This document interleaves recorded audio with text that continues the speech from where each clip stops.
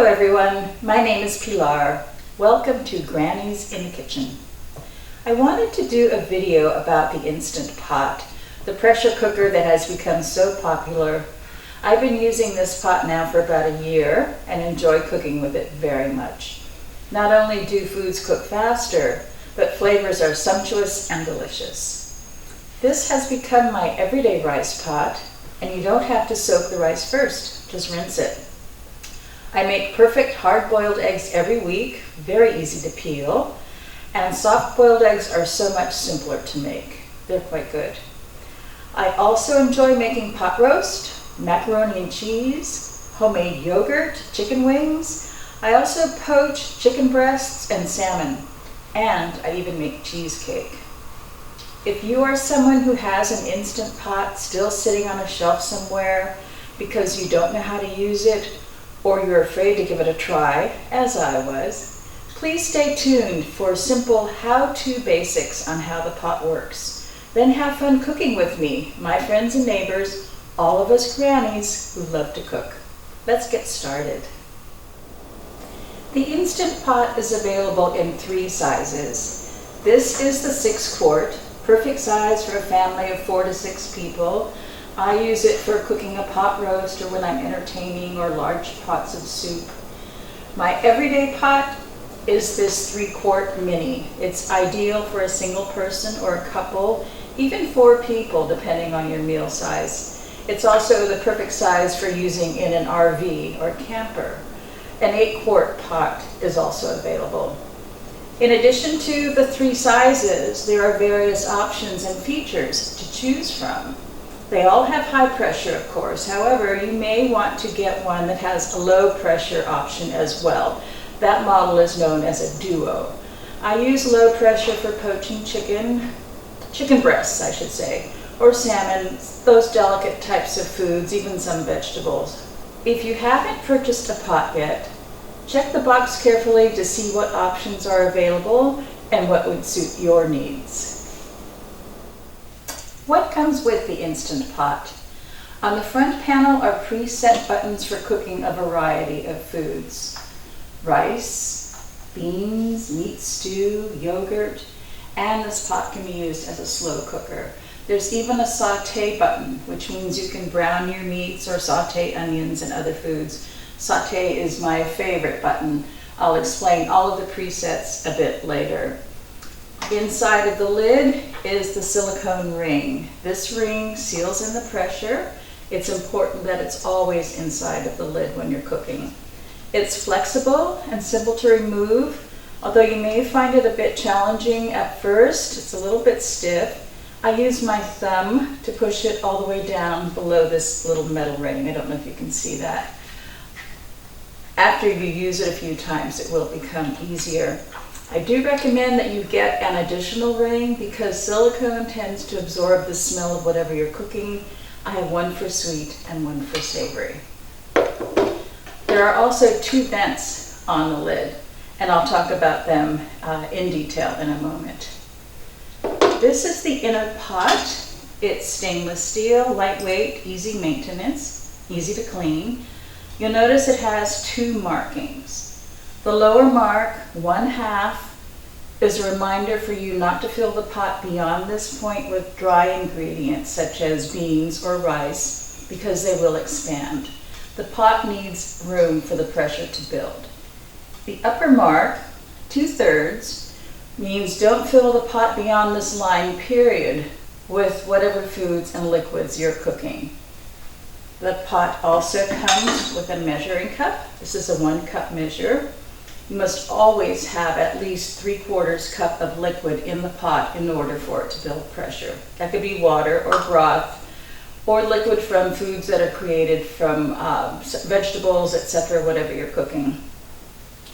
It also comes with a rice paddle and a soup spoon. I use the paddle often. It works great as an overall mixing tool. There's also a rack that sits inside of the inner pot. You would use this if you're doing hard-boiled eggs. The eggs would be placed on top. You insert it into the pot and the eggs don't touch the water. It has handles for easy lifting out.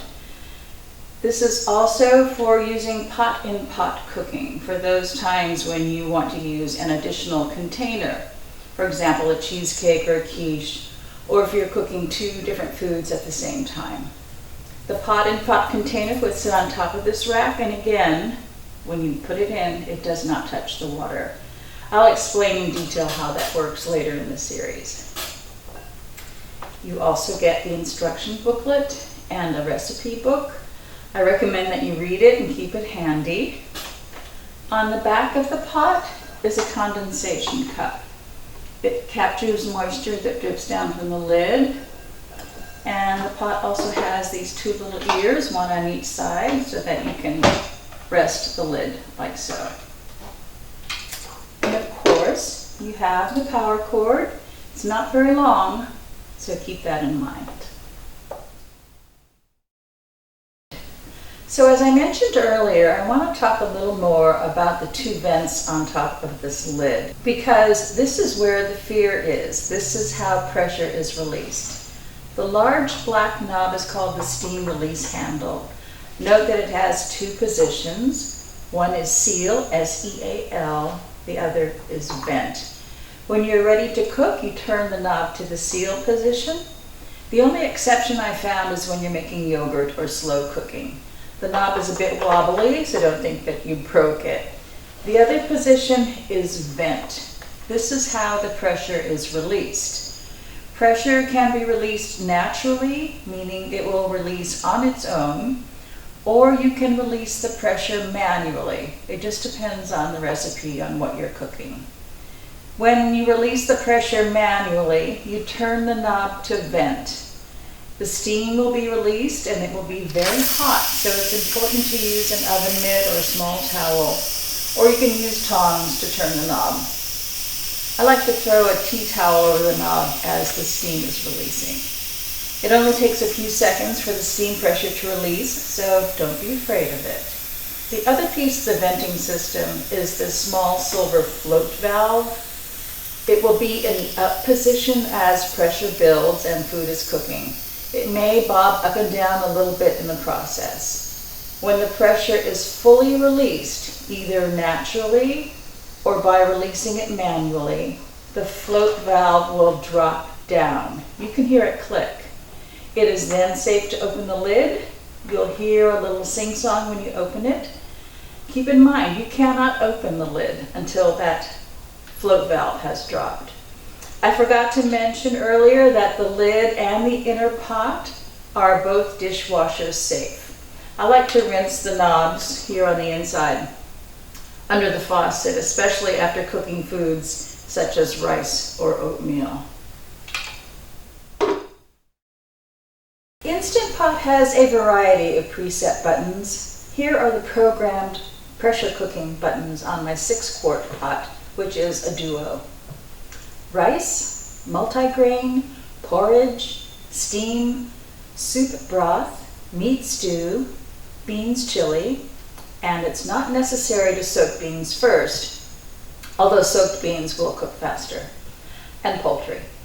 When you select a preset, let's say meat stew for example, the button will light up and the display shows the recommended cooking time in minutes. If you want to increase the cooking time, press the plus button. To decrease the time, press the minus button. In addition to the plus and minus buttons, notice the less, normal, and more feature. By using this feature, the pot will automatically adjust the time. For example, if you're cooking ribs and you want them to be fall off the bone tender, just press the meat stew button again. It will toggle between normal, less, or more. Select more. The pot will add more time without you having to guess how many minutes to adjust. If your pot is a duo model, as I just mentioned, you also have the option to change the pressure to low. You would do that by pressing the pressure level button. It will toggle between low and high pressure. I use low pressure for poaching, chicken breasts or salmon. Note also that there is no start button. Once you program any of the presets or set a cooking time manually, the pot will automatically start in 10 seconds. If you make a mistake and you're not ready to start, just press the cancel button and start over. I've done that many times. After 10 seconds, the pot will beep 3 times and the display will read on. On means the pot is preheating and starting to build pressure. This can take a few minutes or 20 minutes or more, just depends on what you're cooking. Once the pot reaches pressure, it will beep once and the display will show the cooking time in minutes and it will begin to count down. When cooking is complete, the pot will beep 10 times. Now it's time to either let the pressure release naturally on its own, or you release it manually by turning the vent knob to vent. One important note, if you're cooking foods such as soups, stews, or chili, use the natural release. Let the pot release pressure on its own. Same for foods that expand, such as beans. Notice that as the pressure is releasing naturally, the display will show the elapsed time. It will show the letter L and the clock timer. So you may be wondering, how do I know how much time is the right time? My recommendation is to use the cooking timetables that you'll find at the back of the recipe booklet or in most cookbooks. You can also find a variety of cheat sheets online. Now for the other buttons. Sauté. I love this feature.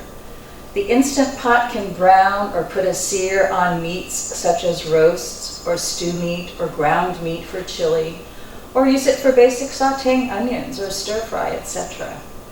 And you can adjust the sauté temperature. Simply press the sauté button again. The display will change between less, normal, or more, and the display will read hot when it reaches the proper temperature. When you finish sautéing, press cancel and continue on with your recipe. There's also a built-in safety feature that won't allow the pot to be in sauté mode for more than 30 minutes. The pot also has a yogurt and slow cook function. These two are not pressure cooking functions. You would use slow cook just as you would normally with a slow cooker. This is where an optional glass lid would come in handy if you're using the slow cooking option. Also note that the pot defaults to keep warm after cooking is complete. Last thing, there is a delay start option. After you've programmed the cooking time for whatever you're making, then you would press the delay start button. Use the plus minus buttons to set the number of hours to delay the start time. One important note, you shouldn't set the delay time for more than 1 or 2 hours max. That makes sense to me when you think about food safety and food sitting out too long.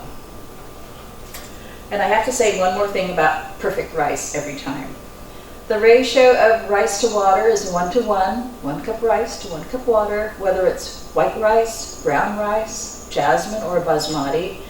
And you don't need to soak the rice first, just rinse it until it runs clear. Then after the rice is cooked, let the pot release naturally. You'll know that all of the pressure has been released when the silver float valve drops down. There are many accessories to purchase separately for your Instant Pot. A must-have for me is this steamer basket that I use for boiled eggs, either hard or soft boiled. Of course, it's perfect for steaming vegetables or fish, any food that you prefer to have steamed. Notice that the bottom is raised and it does not touch the water. You may also like this very smart silicone rack made by OXO Good Grips. I use it, or the basket, to hold small containers such as this mini springform pan, perfect for cute little cakes, individual frittatas, bread puddings, and the like, or for any pot-in-pot cooking. You can also cook foods directly on this silicone rack. Chicken wings, for example, or whole chicken, eggs, very, very versatile. This stainless steel piece is my favorite for cheesecake. It has a removable bottom easy to lift. It's made by Ekovana, Ekovana. I highly recommend their products. Also from Ekovana are these stainless steel stackable inserts. They're convenient for reheating food, for cooking 2 dishes at the same time. Just remember to cook foods that have similar cooking times. And notice that one has a vented lid. To use these pieces, you would put the item on top of the rack, like so. And then you would put it inside of the inner pot. You must always have your inner pot in your Instant Pot. So you would place it in like so. Again, the raised bottom, it will not touch the water. You can also purchase, here they are, pre-cut parchment liners. Here's a 4-inch and a 7-inch. They're available in various sizes. I use them at the bottom of these inserts. This over here is a non-stick ceramic pot that I use every day for rice cooking. I find it convenient to have 2 inner pots. Another accessory that I like is this vented glass lid. It's great for slow cooking or for keeping warm. And there is a silicone lid. You can put it right on top of your inner pot and then right into the fridge. And one last thing I forgot to mention. Your cheat sheets, very, very handy. That's it for now. I look forward to start cooking with you. Happy cooking, everyone.